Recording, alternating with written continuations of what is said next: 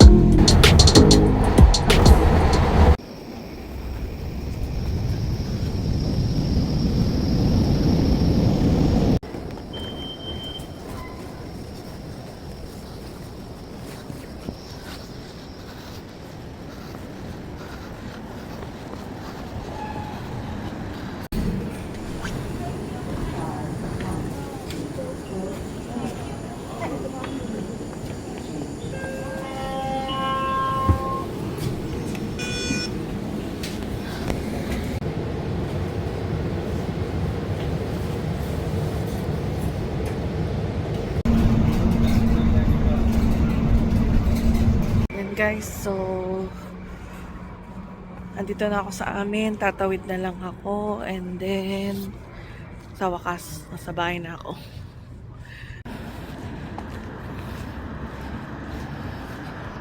Traveling.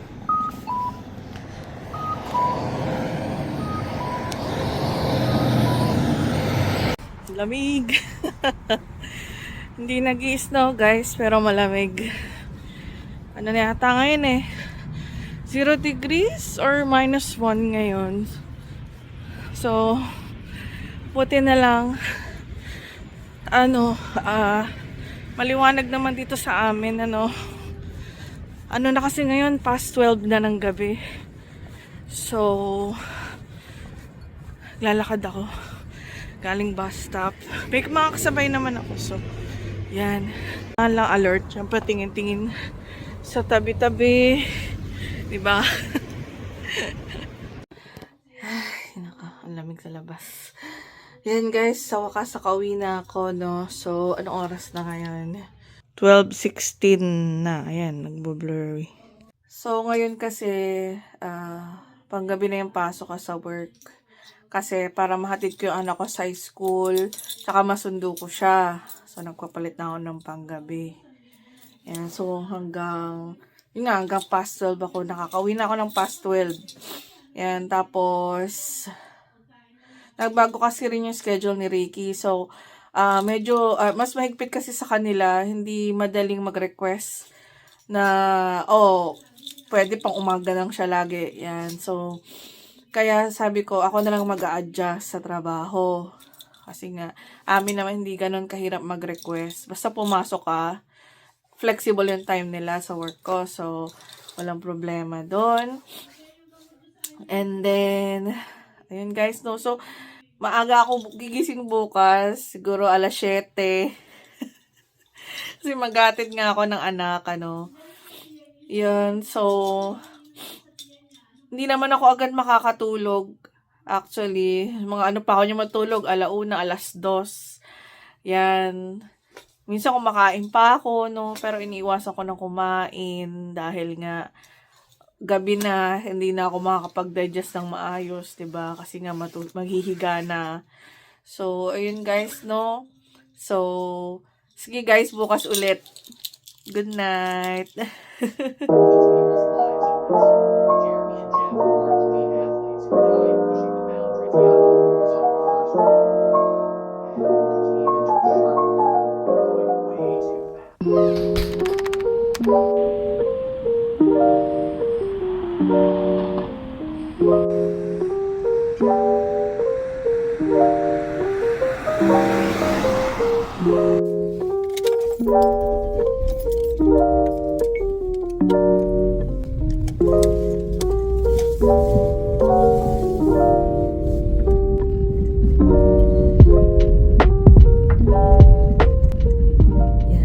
Hello guys, good morning.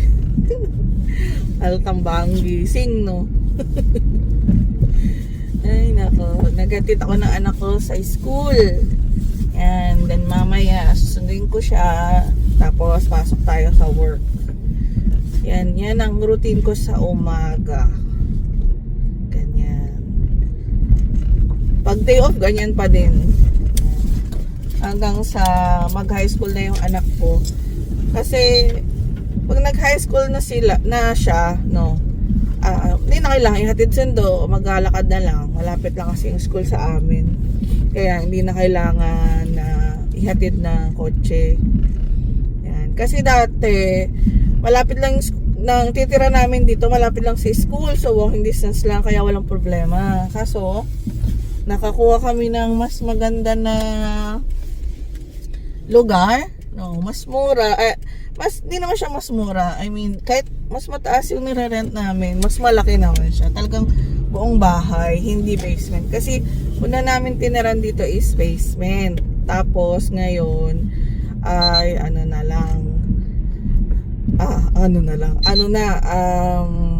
parang siyang townhouse, ganyan. 3 bedroom, tapos, yun nga lang, isa nga lang yung bathroom. Pero, okay na, mas malaki.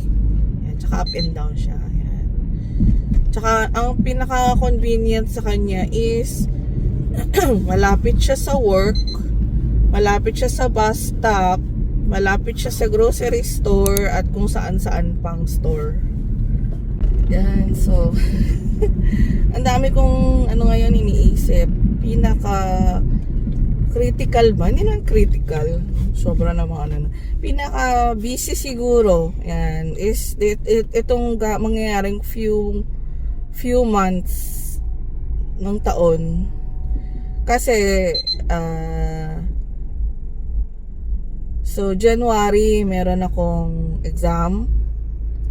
Tapos, and I pray na makapasa ako. Tapos, after nyan, February naman, magpapasa ako ng na extension ng mama ko. Kasi extend ko ulit siya dito. Kasi visitor lang ang mama ko dito sa Canada. So, i-extend ko ulit siya. Hopefully, bigyan siya ng 1 year ulit. Yan, bigyan siya ng 1 year ulit sa extension. So, syempre, kailangan ko na naman gawing lahat yung mga process ng pag-extend, 'di ba? So, ayun guys. Gagawa na lang ako ng separate video para dun sa extension ng mama ko. Kung sino yung mga gusto na malaman kung ano ba yung requirements para sa extension ng visitor's visa. Yan. So, gagawa na lang ako ng separate video about dun. Tapos, yan, kwento ko sa inyo, no, hopefully, mabigyan ulit siya ng 1 year extension para okay. Kasi malaking tulong talaga si mama, sa totoo lang, no. Kasi paras kami nagtatrabaho, di ba? So, napakalaki na tulong niya sa amin ni Ricky. Tapos, yung pang-isa, yung pinaka nalungkot ako, heartbroken ako. Heartbroken ako nung nalaman ko na yung parent-grandparent sponsorship is hindi nila itutuloy this year. I-freeze muna nila, ipopause. Yan. So talagang super nalungkot talaga ako. Like, bakit naman? Ganyan. Pero naintindihan ko naman kasi nga 'di ba, nag-surge kasi lahat, parang nagsabay-sabay lahat nung 2 years ago. 'Di ba? So parang sila ngayon ang Canada, parang gusto nilang mag-reset ulit ng mga immigration programs nila. So una nga sa student, and then sa work permit, and then yung mga visitors visa. Siguro marami pa rin kasi silang pending. So last nag-open 2022. So 2026 na ngayon guys, no? At I think meron pa rin silang mga pending sa mga application pa last 2020. Yan, so yun nga guys. So, at saka yun ang isa sa pinakamalaki kong regret, yung hindi ako nakapagpasa noong 2020 ng interest to apply. Kasi di ko alam kung anong ginagawa ko nung mga panahon na yun. Kaya lagi ko nga minsan iniisip, no, ano ba ginagawa ko noong 2020? Ba't di ko narinig yung nag-open yung parent grandparent sponsorship? Eh, nandito na kami noon. Kaya talaga sabi ko, no ba yan? Kung marami ako iniisip na, oh, sana kung nakapagpasa ako, sana at least baka natawagan ako or na-email na pwede ko i-sponsor si mama, ganyan-ganyan. So, I don't know what happened, pero inaano ko na lang, ang thinking ko na lang is whatever happens, so may reason naman si God sa mga ano na yan, sa mga pangyayari, di ba? If na-miss ko yung bagay na yon, yung parent grandparent sponsorship, I know na may mas maganda pang plano si God para sa sponsorship ni mama, di ba? Pasasaan makukuha ko rin si mama para maging permanent resident na siya dito sa Canada, and then eventually maging Canadian citizen na rin siya, di ba?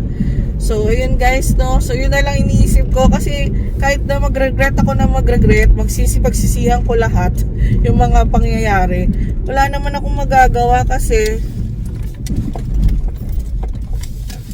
sobrang close naman nung sasakyan na yun. Nakakainis naman sasakyan na. Sobrang dikit na dikit. Ay. Stress ako.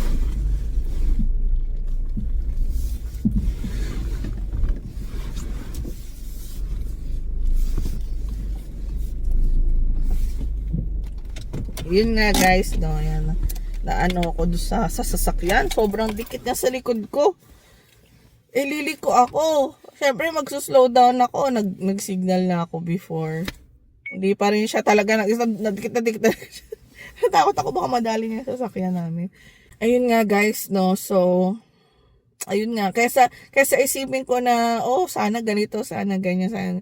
Wala naman mangyari eh. Pass is pass. Nakalipas na yun. So, hindi ko na mababalik yun. So, kailangan ko isipin ngayon is yung present. Kung ano ang dapat kong gawin ngayon, di ba? Yung almost ma-expire na yung ano niya, kasi 10 years nga. So, kung nabawa, 1 year na lang ma-expire na yung tourist visa niya, no? So, i-apply namin siya ng super visa. Pero, hopefully, by that time, bago ma-expire yung tourist visa niya, yung ika 10 years ng visa niya. So, syempre, by that time, hopefully, pag-open na ulit yung parent grandparent sponsorship para hindi na kami kailangan mag-apply ng super visa. Yan. So, yun nga guys, no. At saka yung pa rin isa. So, isa ko pa ring regret is dapat pala super visa na lang yung in-apply ko kay mama, hindi tourist visa. At least pag super visa kasi is 5 years.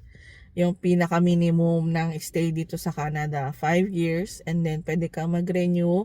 Pag nag-renew ka or nag-extend ka, up to 10 years, diba? So, sana ganun na nga lang, pero ganun talaga. Hanggang, huli na ang lahat, nasa huli talaga ang pagsisisi, diba? So, lesson learned sa akin yun, lesson learned sa akin. So, mag-apply ulit kami ng extension, and then after noon, hopefully, mabigyan siya ng extension, another year again, extension, and then after nun is hopefully mag-open na by 2027, mag-open na yung parent grandparent sponsorship, and i-apply ko na agad si mama. Hindi ko na mamimiss yung yung pag-open ng parent grandparent sponsorship, di ba? Ayun nga guys, no? Isa sa aking mga dilemma ngayon, Yan. Tapos, ano pa ba? Tax season na. So, kailangan mag-ano na kami ng tax. So, inaantay ko lang yung mga T4 namin. So, antayin ko lang yung T4, and then, yun, na kami ng tax. Mag-asikaso na kami ng tax para bago due date. April kasi ang due date niya eh. So, bago mag-April or magkatapusan ng April is maipasa na yung tax namin. Yan. So, yun guys, no? Yan yung mga dilemma namin dito sa Canada. Siyempre, part kasi yun ng pamumuhay dito sa Canada, di ba? Parang, nung nasa Pilipinas kasi kami, hindi naman kasi kami nagpa-file ng tax, di ba? Hindi naman kasi tayo nagpa-file ng tax. Diyan. Hindi ko alam sa ibang trabaho, pero kasi kami, sa food industry kami, so hindi kami nagfa-file ng tax. So, isa yan sa mga ah, bago dito sa amin nung lumipat kami ng Canada. So, hindi kami nagrereklamo. Pero, yun talaga yung reality, di ba? Kailangan mong gawin. Kasi pag hindi mo ginawa, hindi ka nag-file ng tax, syempre, magfa-fine ka, di ba? Gusto mo ba bang mag-fine? Di mag-file ka na lang ng tax, di ba? Marami naman option dito eh. Pwedeng mag-DIY ka, sarili mo, ikaw magpa-file. Pwede naman pumunta ka sa isang tao or institution na sila yung mag-file ng tax mo, di ba? So, ganun yung mga ginagawa ng iba naming mga kakilala. Ayan, yan guys. No? So, marami namang paraan, di ba? Sabi nga, di ba, pag gusto mo, maraming paraan. Kapag ayaw mo, maraming dahilan. Ewan ko kung connect yun dun, pero yun lang yung naisip kong quote. Ayun guys, no? Sige guys, see you later.